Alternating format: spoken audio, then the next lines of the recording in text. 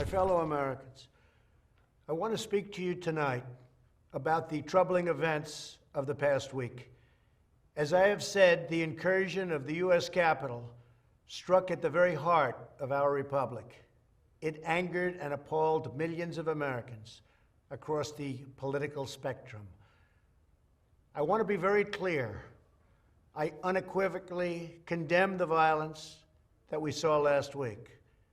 Violence and vandalism have absolutely no place in our country and no place in our movement. Making America great again has always been about defending the rule of law, supporting the men and women of law enforcement, and upholding our nation's most sacred traditions and values. Mob violence goes against everything I believe in and everything our movement stands for. No true supporter of mine could ever endorse political violence.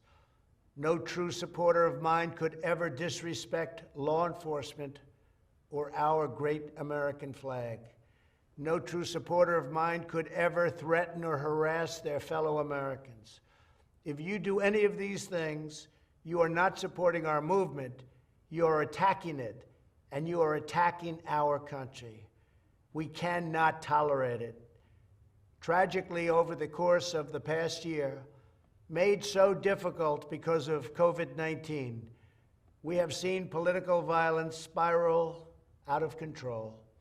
We have seen too many riots, too many mobs, too many acts of intimidation and destruction. It must stop. Whether you are on the right or on the left, a Democrat or a Republican, there is never a justification for violence. No excuses, no exceptions. America is a nation of laws. Those who engaged in the attacks last week will be brought to justice. Now I am asking everyone who has ever believed in our agenda to be thinking of ways to ease tensions, calm tempers, and help to promote peace in our country. There has been reporting that additional demonstrations are being planned in the coming days, both here in Washington and across the country. I have been briefed by the U.S. Secret Service on the potential threats. Every American deserves to have their voice heard in a respectful and peaceful way. That is your First Amendment right. But I cannot emphasize that there must be no violence, no law-breaking, and no vandalism of any kind. Everyone must follow our laws and obey the instructions of law enforcement.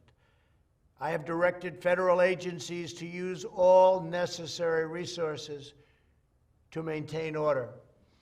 In Washington, D.C., we are bringing in thousands of National Guard members to secure the city and ensure that a transition can occur safely and without incident.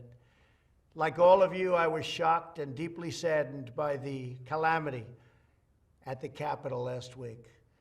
I want to thank the hundreds of millions of incredible American citizens who have responded to this moment with calm, moderation, and grace. We will get through this challenge just like we always do. I also want to say a few words about the unprecedented assault on free speech we have seen in recent days. These are tense and difficult times. The efforts to censor, cancel, and blacklist our fellow citizens are wrong, and they are dangerous. What is needed now is for us to listen to one another, not to silence one another. All of us can choose by our actions to rise above the rancor and find common ground and shared purpose.